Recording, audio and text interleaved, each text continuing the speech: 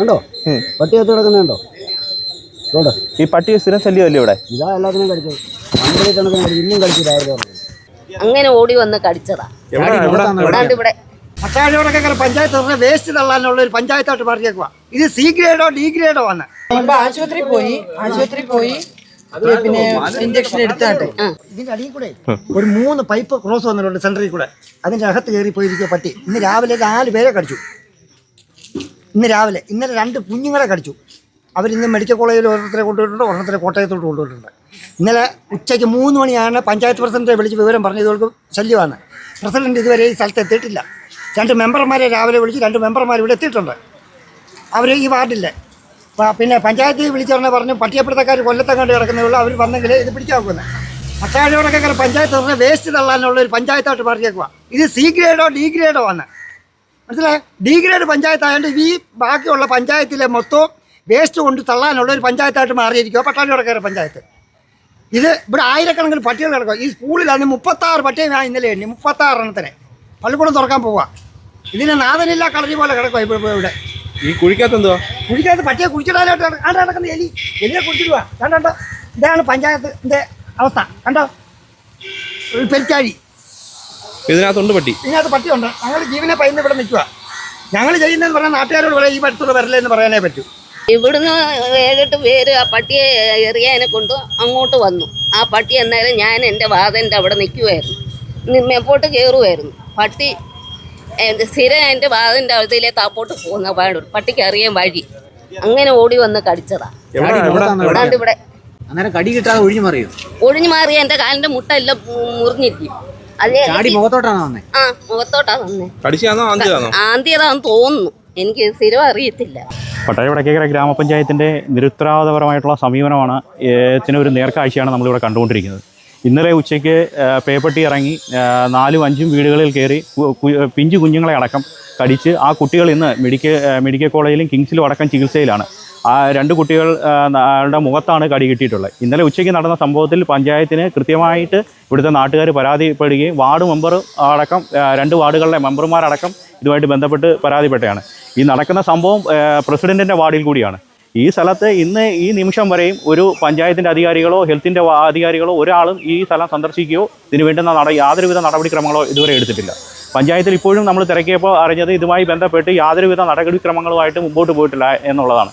Veterinary സർജനെ വിളിച്ചപ്പോൾ അദ്ദേഹം ഇന്നലെ തന്നെ ഇതുമായിട്ട് ബന്ധപ്പെട്ട് ഈ പട്ടിയെ പിടിക്കാൻ വേണ്ടിയിട്ട് ഉള്ള ആളുടെ നമ്പറും കാര്യങ്ങളും ഒക്കെ കൊടുത്തിട്ടുള്ളതാണ്.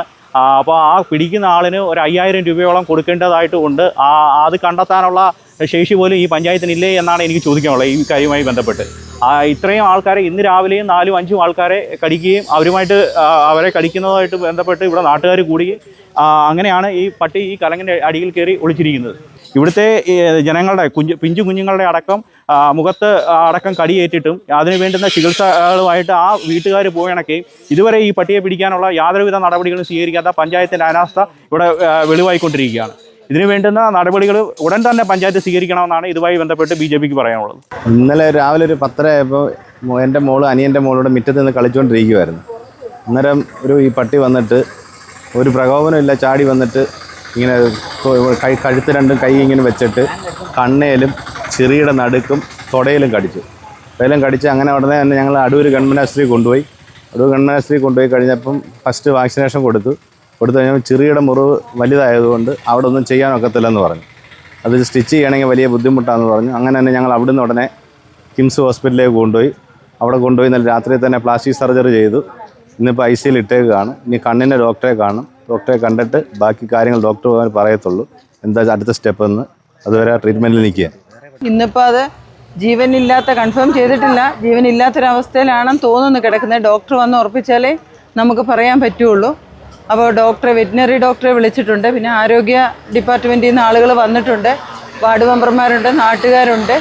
അപ്പോൾ ഇനിയിപ്പോൾ പഞ്ചായത്തിൽ നിന്ന് സെക്രട്ടറിയും പിന്നെ ഡോക്ടറും വന്നിട്ട് ഇതിനെ പാക്കാക്കി ഐസ് ഇട്ട് ചീഞ്ഞു പോകാത്ത വിധത്തിൽ പാക്കാക്കി കൊല്ലത്തേക്ക് കൊണ്ടുപോയി ഇതിന് പേ ഉണ്ടോ എന്നുള്ളത് ലാബിൽ ടെസ്റ്റ് ചെയ്ത് കഴിഞ്ഞതിന് ശേഷമേ ബാക്കി നടപടികൾ ഈ പ്രദേശത്ത് കടിച്ചിട്ടുള്ള നായ്ക്കളെ എന്ത് ചെയ്യണം എന്നുള്ളതിനെ കുറിച്ചൊക്കെ ആലോചിക്കാൻ പറ്റുള്ളൂ.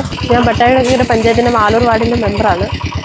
പട്ടി ഇങ്ങനെ ആൾക്കാരെ കടിച്ചു എന്നുള്ള സംഭവം അറിഞ്ഞിട്ട് ഉടനെ സ്ഥലത്തെത്തിയിട്ടുണ്ടായിരുന്നു.